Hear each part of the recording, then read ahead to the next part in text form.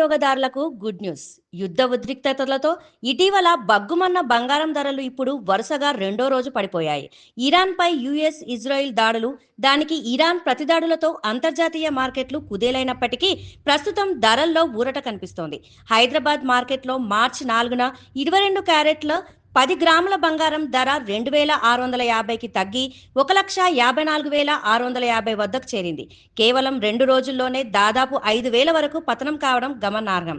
24 క్యారెట్ల 10 గ్రాముల బంగారం కూడా 2,890కి తగ్గి 1,67,620 వద్ద ట్రేడ్ అవుతోంది. అయితే కిలో వెండి ధర 3.15 లక్షల వద్ద స్థిరంగా ఉంది. అంతర్జాతీయంగా స్పాట్ గోల్డ్ ఔన్స్కు $5,400 నుంచి $5,150 స్థాయికి జారింది. దీనికి ప్రధాన కారణం అమెరికా డాలర్ బలపడడం. డాలర్ ఇండెక్స్ పెరగడంతో బంగారంపై పెట్టుబడులు తగ్గుతున్నాయి. అలాగే ముడి చమురు ధరల పెరుగుదల, ఫెడరల్ రిజర్వ్ వడ్డీ రేట్లపై అనిశ్చితి కూడా ప్రభావం చూపుతున్నాయి.